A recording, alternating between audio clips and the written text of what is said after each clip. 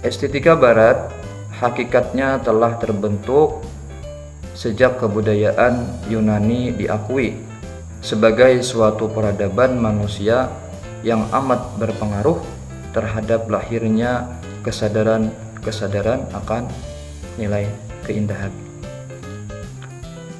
Setelah kejayaan peradaban Yunani, estetika Barat mengalami proses kegelapan yang panjang seiring dengan kebudayaannya tersebut. Sedangkan di belahan dunia yang lain, perkembangan kebudayaan Islam dengan pemahaman-pemahaman estetika yang mengalami kemajuan-kemajuan yang penting dari pemikiran-pemikiran estetika zaman Yunani tersebut.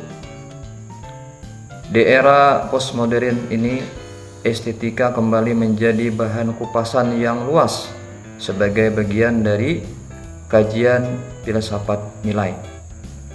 Hal itu karena penampakannya semakin terasa dan sejalan pula dengan fenomena sosial yang tengah dihadapi berbagai bangsa di dunia ini. Para pelaku estetis dan pemikir estetika masa kini secara tidak langsung telah memberi tanda budaya dan menggiring kognisi sosial masyarakat ke arah dunia yang retak-retak tersebut. Masyarakat tidak lagi peduli terhadap nilai-nilai, norma-norma, kepatutan, kebaikan, ataupun kearifan. Situasi tersebut mempercepat proses keruntuhan nilai konvensional yang semakin mendasar. Karena apapun yang dilakukan untuk menggoncang peradaban dapat disahkan sebagai karya estetik. Dalam kondisi inilah estetika Barat dituntut berdiri di depan untuk menuntun dunia seni agar tak terperosok semakin jauh ke arah kegelapan.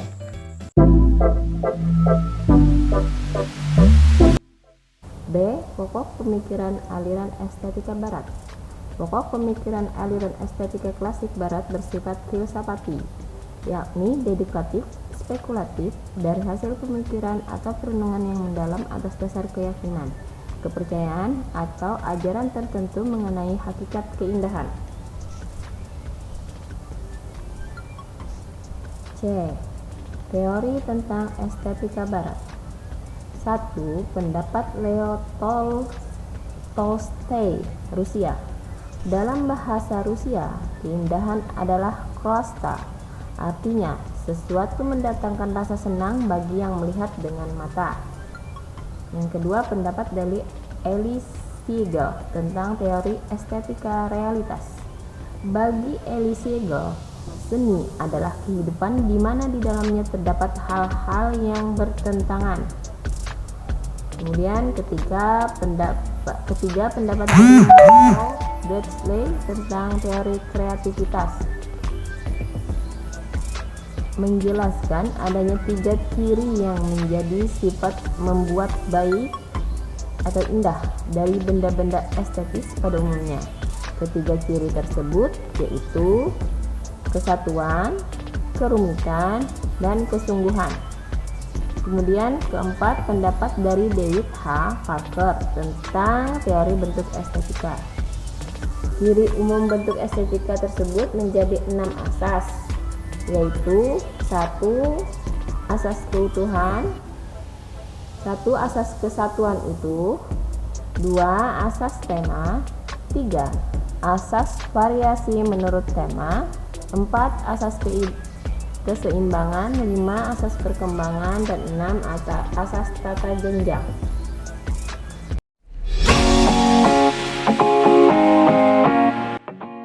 Periodisasi estetika Barat. Yang pertama, periode dogmatis. Periode dogmatis ialah periode pertama dalam sejarah perkembangan estetika. Menurut para tokoh-tokoh di periode ini, seni merupakan sebuah tiruan atau imitasi, dan keindahan yang mutlak adalah keindahan yang telah mencapai roh atau kejiwaan. Periode Renaissance. Renaissance artinya sebagai suatu periode sejarah di mana perkembangan kebudayaan Barat memasuki periode baru dalam semua aspek kehidupan manusia, seperti ilmu-ilmu pengetahuan, teknologi seni dalam semua cabang, perkembangan sistem kepercayaan atau perkembangan sistem politik, bentuk-bentuk sistem kepercayaan yang baru, dan lain-lain. Renaissance mempunyai arti penting dalam sejarah kebudayaan Barat. Renaissance adalah masa kekuasaan, kesadaran, keberanian, kepandaian yang luar biasa, kebebasan, dan seringkali semua itu tidak ada batasnya.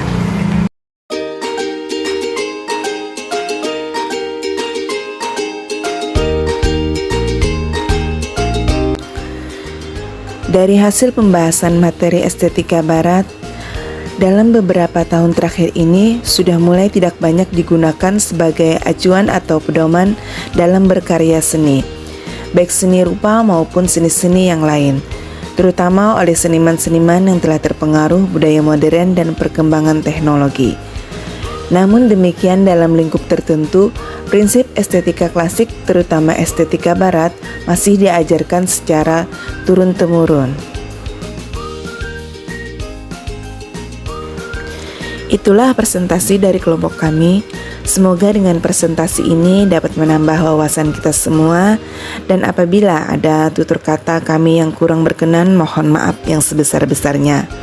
Kesempurnaan adalah milik Allah, kekurangan milik kita sebagai makhluk ciptaannya. Wabillahi taufiq wal hidayah.